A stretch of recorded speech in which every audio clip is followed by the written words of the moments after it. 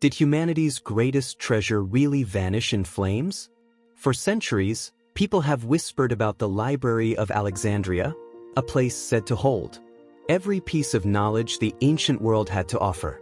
Imagine it, maps of lands long forgotten, medical wisdom centuries ahead of its time, mathematical ideas that could have changed history. And then a single fire, they say, reduced it all to ash. But here's the real mystery. Did it truly burn in a single night of chaos? Or is the story far more complicated? Some records suggest Julius Caesar set it ablaze. Others blame religious zeal or even later conquerors. And a few historians argue the truth may be something no one expects at all. What if the greatest loss of knowledge in human history wasn't fire, but neglect? The rise of Alexandria as a knowledge capital. Over 2,000 years ago, on the Mediterranean coast of Egypt, Alexander the Great founded Alexandria, a city that would become a crossroads of culture, trade, and power. The Ptolemaic rulers had a bold dream: to gather every text, scroll, and fragment of knowledge in the known world. Travelers docking in Alexandria were said to have their manuscripts copied before being allowed to leave. But the library was more than shelves and scrolls. It was alive with thinkers: Euclid shaping geometry, Eratosthenes measuring the earth, Ptolemy charting the stars. Its peak, some claim it held hundreds of thousands of scrolls, a treasure so vast it seemed eternal. Yet history would prove otherwise.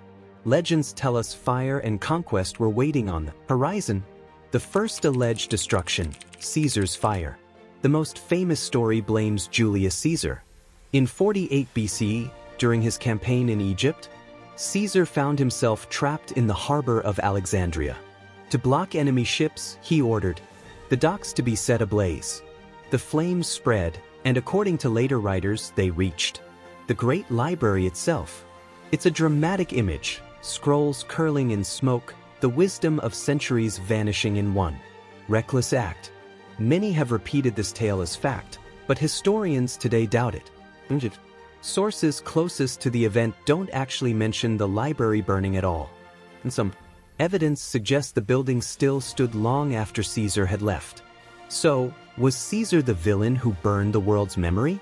Or is this just the first of many myths wrapped around Alexandria's fate?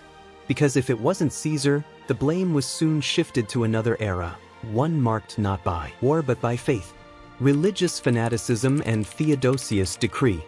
By the late 4th century CE, Christianity had become the official religion of the Roman Empire. In Alexandria, temples were destroyed and pagan works condemned. Some later writers claimed the library scrolls were also burned in this wave of zealotry. But historians doubt it. By then, the library may already have been abandoned, long past its. The Christians certainly destroyed temples, but there's little proof they touched the library itself. So once again, the story of its destruction remains uncertain, which leaves us with another suspect, one tied to the Islamic conquest of Egypt, the Caliph Omar legend. Another tale points to the 7th century, when the armies of Caliph Omar conquered Alexandria. According to medieval sources, the city's vast collection of books was discovered only for Omar to dismiss them with a chilling logic. If the scrolls agreed with the Quran, they were unnecessary. If they contradicted it, they were dangerous. The story claims the manuscripts were fed into the city's bathhouses, fueling fires for months. It's a haunting image, wisdom turned to smoke and steam. But once again, historians are skeptical. The tale only appears in much later accounts, written centuries after the conquest. Most experts believe it was more legend than fact, created to explain a loss that had already happened. So if Caesar didn't burn it, and Theodosius' decree didn't end it, and Omar's conquest was only rumor, what really happened to the greatest library in history? The answer may be less spectacular, but perhaps more tragic. The slow death of knowledge. The truth is, the Library of Alexandria may not have ended in one great fire at all. Instead, it likely faded slowly, undone not by a single act of destruction but by centuries of neglect. Scrolls written on fragile papyrus needed constant copying to survive, and when funding or interest waned, entire collections simply crumbled into dust. Wars and political upheavals drained resources from scholarship into armies. Once thriving halls grew quieter, the scholars fewer, the shelves emptier. Knowledge doesn't need flames to vanish, it only needs to be forgotten. And yet, not all of it was lost. Some works escaped, carried across borders, translated into new languages, and kept alive in faraway lands. Which raises the question, if Alexandria's treasure burned out slowly, where did its light travel next? The knowledge that survived and traveled the world. Even if the library itself faded, pieces of its wisdom found new life elsewhere. Scrolls copied in Alexandria traveled across the Mediterranean. Some reached Pergamon, where parchment was developed as an alternative to papyrus. Others survived in monasteries, preserved by scribes who copied them, sometimes faithfully, sometimes with edits that changed their meaning. But the most important bridge came from the Islamic Golden Age. In Baghdad's House of Wisdom, scholars translated Greek texts into Arabic, studied them, and expanded on them. Works of mathematics, astronomy, and medicine that may have once passed through Alexandria were reborn here, then carried back into Europe centuries later. Without this chain of survival, Euclid, Galen, or Ptolemy might be names lost to time.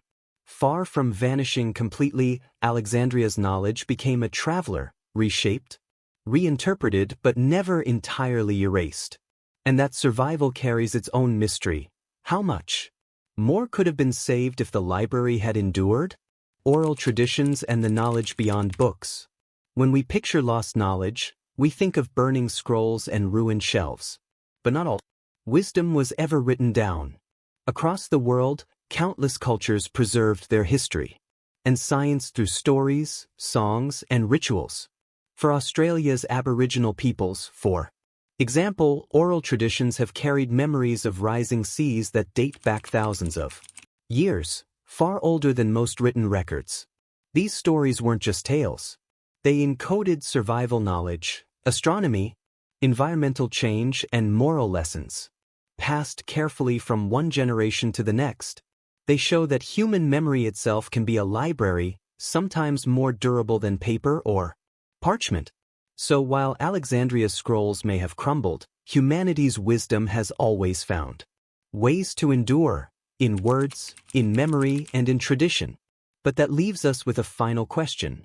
What lesson does this story hold for our own age of endless information? What Alexandria teaches us today? The story of the Library of Alexandria isn't just about what was lost, it's about what we choose to protect. Whether it was fire, conquest, or neglect, the truth is clear: knowledge is fragile.